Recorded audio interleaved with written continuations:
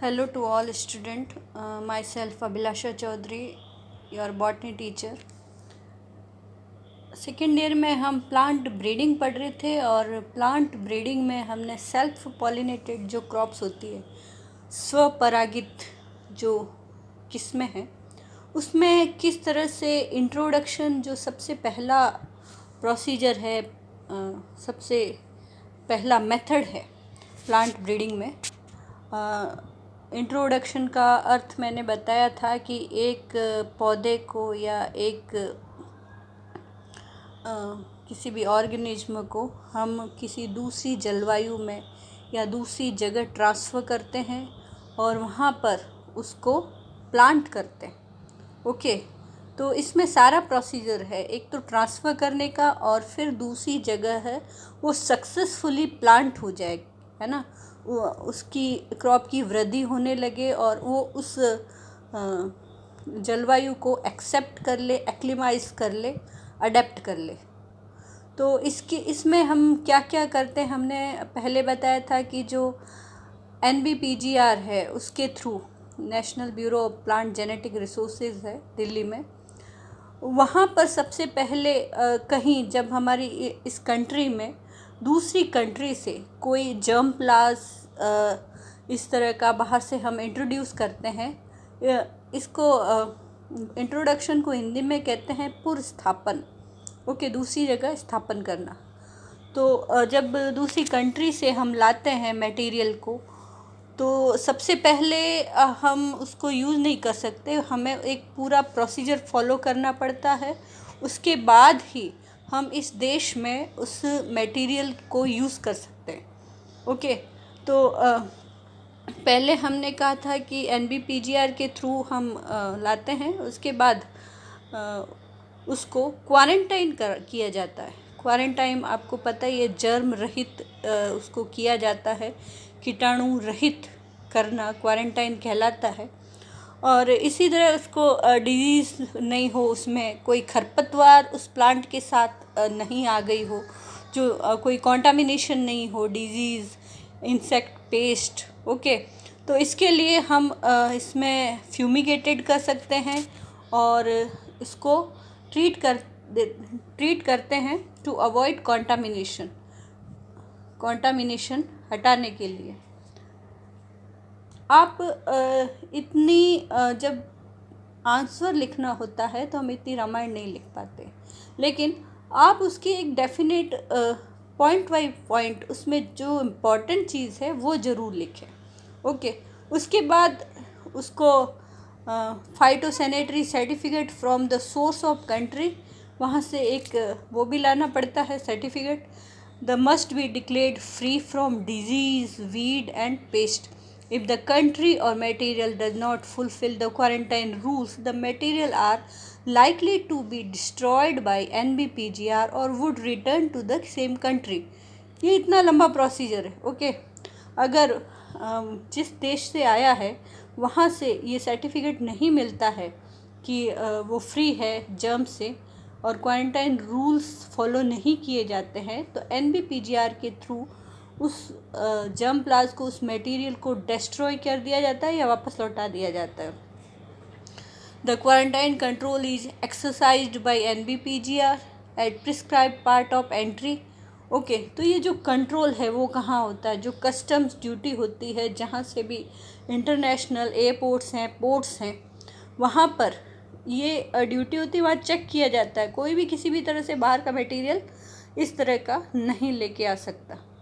जैसे यहाँ पर है, मुंबई है, कलकत्ता है, मद्रास है, and this process is required at least 3 weeks. Okay, 3 weeks तक ये प्रोसेस चलता है। उसके बाद है कैटालॉगिंग। कैटालॉगिंग मीन्स हम उसको डिफ़ाइन करते हैं कि एक रजिस्टर में उसकी एंट्री की जाती।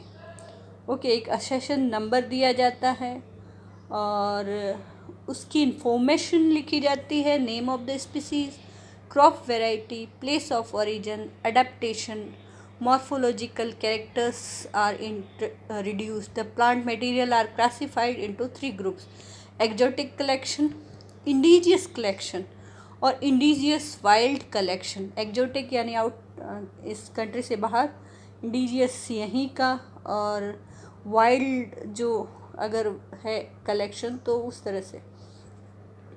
ये जो यहाँ अगर मैं इतना बड़ा बता रही हूँ तो ये जब क्वेश्चन आता है तो आपको एट लीस्ट उसकी डेफिनेशन तो याद रहे, उसका प्रोसीजर तो याद रहे। एक एक लाइन लिखनी ज़रूरी नहीं है, लेकिन जो ज़रूरी है वो लिखें इसमें। इवेल्युएशन, जो प्लांट लाए हैं, the introduced material is evaluated to assess the potential of new introduction, their performance। अब इवेल्युएशन किया जाता है, मूल्यांकन किया जाता है कि जिस चीज़ के लिए आप बाहर से लाए हो तो वो यहाँ पर सक्सेसफुल है या नहीं। The material resistance to disease, और अगर आप ये कह के लाए हैं कि ये कोई भी स्पेसिफिक डिजीज़ के लिए रेजिस्टेंस वेराइटी है, तो यहाँ पर उगाकर उसको चेक किया जाता है कि ऐसा है क्या वास्तव में। ओके, उसके बाद अगर फिर वो इस जलवायु को अडेप्ट नहीं करता है तो जो नेक्स्ट प्रोसीजर होता है सिलेक्शन और संकरण, चयन या संकरण के लिए उसको कंसिडर किया जाता है। अब नेक्स्ट क्या, मल्टीप्लिकेशन एंड डिस्ट्रीब्यूशन। इन सारे प्रोसीजर से गुजरने के बाद हम उसको मल्टीप्लाई करते हैं। मल्टीप्लाई मीन्स बहुत उसकी कॉपीज़ बनाते हैं, ग्रोथ करके, उगा के, ओके। और फिर डिस्ट्रीब्यूशन।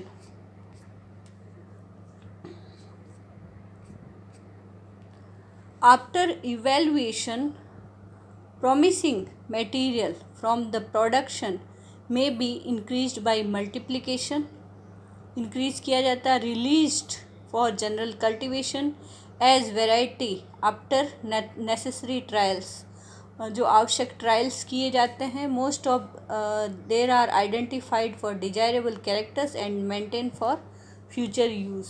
ओके, तो फ्यूचर भविष्य में यूज़ के लिए और जो डिजायरेबल कैरेक्टर्स है उनके लिए उनको यूज़ किया जाता है।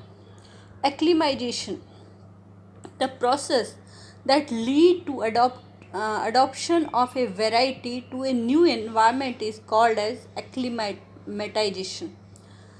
ये एक प्रोसेस है जिसके द्वारा वो उस अडेप्शन उसके अंदर आ जाता है, न्यू एनवायरनमेंट को वो गेन कर लेता है। ओके, उसमें वो सहज हो जाता है।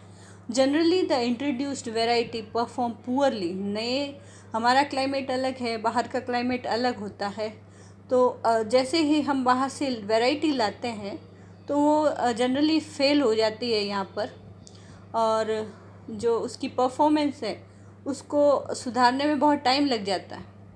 ओके, तो acclimatisation is brought about by a faster multiplication of दो genotype that are better adopted to new environment. जब हम बहुत सारे प्लांट बना लेते हैं उस वैरायटी के, तब उसमें हम सेलेक्ट वो जीनोटाइप करते हैं, वो प्लांट्स करते हैं जो न्यू एनवायरनमेंट में अडोप्टेड हैं। तो ये एक फास्ट तरीका। उसके बाद ओके, तो ये आप सारे जो वर्ड्स हैं, टर्मिनोलॉजी, एक्लेमाइजेशन, उसके बाद क्वारंटाइन है, उसके बाद यहाँ पर plant introduction agencies in India. हमारे यहाँ पर कौन कौन सी एजेंसीज़ हैं जो ये सारा पादप पुनर्स्थापन का काम देखती हैं? तो सबसे पहले तो सेंट्रलाइज जो प्लांट इंट्रोडक्शन एजेंसी है, वो आप ये नाम याद रखें, IARI। Okay, Indian agricultural research institute. Okay, Delhi में 1946 में स्थापित किया गया था, और 1956 में plant introduction and exploration organisation, उसको एक्सपेंडेड किया गया। ये एक इंडिपेंडेंट डिवीज़न है IARI के बाद, और 76 में इस डिवीज़न को NBPGR कहा जाने लगा, जो अभी भी कहते हैं national bureau of plant genetic resources. नाम आपको इसी तरह से याद रखना है। ओके, तो ये जो डिवीज़न है IARIA में NBPGR, वो ये काम देखता है जो इंट्रोडक्शन से रिलेटेड है। The bureau is responsible for the introduction and maintenance of germplasm of agricultural and horticulture crops. In addition to bureau there are some, इसके अलावा भी और एजेंसियां हैं, जैसे आप ये सारे आपके बॉटनी में तो आते ही आते हैं, उसके साथ साथ कोई साइंस का जनरल पेपर हो, जीके का पेपर हो, वहाँ पर भी इनके बारे में पूछा जाता है कि ये टॉप एजेंसीज़ हैं, कहाँ लोकेटेड हैं। जैसे फर्स्ट इसमें बताया है आपको FRI, फॉरेस्ट रिसर्च इंस्टीट्यूट, ये याद रखना है, देहरादून में। फॉरेस्ट स्पीसीज़ का अगर इंट्रोडक्शन होता है तो ये देखता है। इसके और भी काम है। उसके बाद है Botanical Survey of India, BSI। 1890 में ये एस्टेब्लिश की गई और responsible for maintenance of medicinal and botanical plants. Okay, लेकिन जो प्रेजेंट में इंट्रोडक्शन है, medical plant look aftered by NBPGR। The Central Research Institute for various crop like tea, coffee, tobacco, ये एक अलग इंस्टीट्यूट है।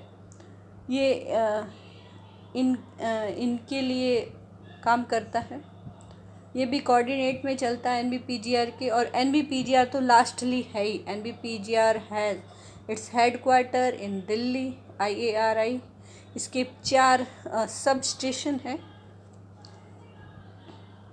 शिमला, जोधपुर, कन्याकुमारी और अकोला, चारों दिशाओं में। They represent the temperature zone, arid zone, tropical zone and mixed climatic zone respectively. जैसे काजरी है जोधपुर में। ओके, तो ये सारा जो है ये जीके भी है, और आपको पता भी होना चाहिए कि हमारे यहाँ ये भी काम होते हैं। ओके, उसके साथ साथ एक्टिविटीज़ क्या है NBPGR की? It introduce the required germ plasm from its counter plants.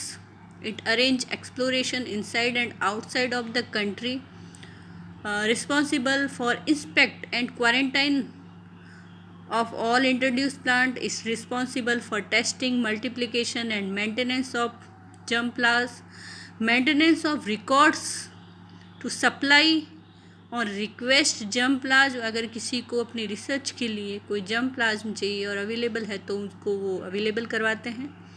Improvement of medicinal and aromatic plants, जो मेडिसिनल प्लांट है या एरोमेटिक प्लांट्स हैं उनमें इम्प्रूवमेंट के लिए। To set up natural gene sanctuaries of plants where genetic resources are available. To supply germplasm to इस counterpart और other agencies in other countries. Okay, तो इनके बराबर की जो एजेंसियां हैं या दूसरी एजेंसियां हैं दूसरी कंट्रीज़ में, उनको जर्म प्लाज्म अवेलेबल कराना यहाँ का, अगर वो रिक्वेस्ट करते हैं। तो ये सारे काम हैं NBPGR के। ये बहुत ही इम्पॉर्टेंट चीज़ है, इसको आपको ध्यान में रखना है।